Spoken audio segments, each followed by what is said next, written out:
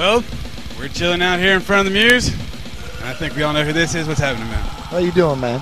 Doing all right? Great. Can't Good, complain. good. Show tonight. Thank you very much, man. Again, back in Nashville, you guys seem to like to play here a lot. Any particular reason why you enjoy playing in Nashville so much? I guess a couple reasons. The crowd's always good. That's always a good thing. And then it's kind of close to us anyway, too. It's only like 8 hours, but usually lately the tours that we've been on have been coming through here, which is really good, you know. It's good that the scene here is kind of built up like that and that tours, you know, do come through and everything. Because like in New Orleans, a lot of tours don't come through there, so.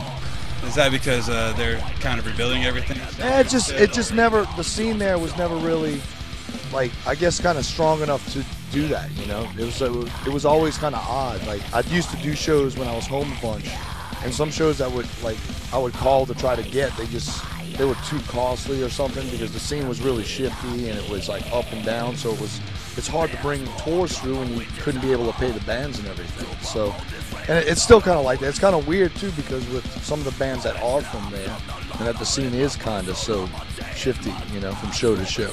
It's like even like bands from there could play 1 month and there'll be like 300 people, and then the next month there'll be like 50 people. You know, so it fluctuates, you know. I'm not talking bad about the scene, but it's just we never really got a lot of shows. And it seems like here, y'all seem to have that flux of more shows going because you have venues like this that you can get more shows. We had to build that up. But yeah, well, I mean, in any scene you have to build it up, you know. So you guys are touring with 1349 right now. How's that? It's awesome. It's awesome. It's incredible. You know, it's awesome that we, you know, in the past, like, 7 months, 8 months that we've toured with the bands we've toured with, like Celtic Frost, Venom, we did some shows with Emperor, and now we're here playing with 1349. You know, you got a lot of bands from overseas that have pretty much, you know, become popular terms within the U.S., and now we get to tour with these bands. That's cool. That's real cool. You want this spot, man? Just a moment. You want this spot? I'll sell it to you, $50. Yeah. Dude's saying, "What's up, WETtv? $50. That's fine. Keep a notice. I made $50 last night. Check this out.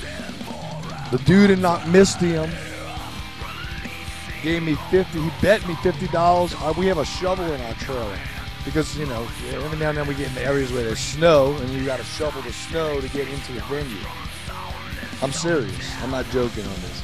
So we have this shovel we carry with us, and he said, I bet you $50 you won't get on stage for the first song with that shovel and play with the shovel.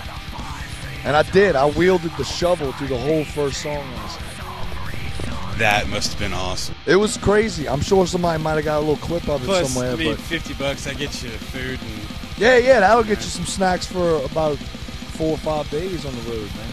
Nice. Anything coming up this summer? Actually, you know, right now, let's see, we're out on this tour until about mid-April, and then we do a bunch of dates across the states to get to the New England Hardcore and Metal Fest. And we do that, and then we come home for like 5 days, and we go to Europe for May with Marduk and Slave, Malakesh, Pantheon I, and Keeper Callison. And then when we get back from that, and we don't really know what's coming up. We might be doing something in July. They might have something open, but I guess maybe that's just a little full. And you guys said you'd be back here sometime in April. Yeah, we're coming back through. I'm not sure exactly the date on it. I think it's somewhere like April 20, somewhere like 21st, 25th, somewhere up in there. Keep your eye out. He'll probably start promoting it. We'll be promoting it. So. Yeah, awesome, yeah. So we'll be coming back through, like headlining, and local bands will be supporting us in that. Anything you'd like to say to the viewers watching before we close this up? Well, this is all the questions, man? Yeah, we try to keep it short here, you know. Why, man? Because we have a lot of crap we have to put into 30 minutes. Oh, okay, yeah, I got you. Commercials and stuff, I understand. No, well, we actually, scene's pretty busy right now. We end up having to get out to about 4 or 5 shows a month. And we had to try and condense all the stuff. No, that's good. That's good. I'm really happy that the scene's going really well here, man. I've been here like way back in the past when they used to have another venue. I think it was down there. It was called the 8th Day. Yeah. You know, and then there was also a record store that used to have. Was it Over on Lucy's? Church Street. I don't know. You used to come in the front, and then you went down this hall on the left, and then it opened up, and it was a venue in the back. Yeah, it was of a little. It was Lucy's, and it ended up being called IndieNet. before That's they it. closed That's down. it. Yeah, When IndieNet. the last time I played, it was called IndieNet. Yeah.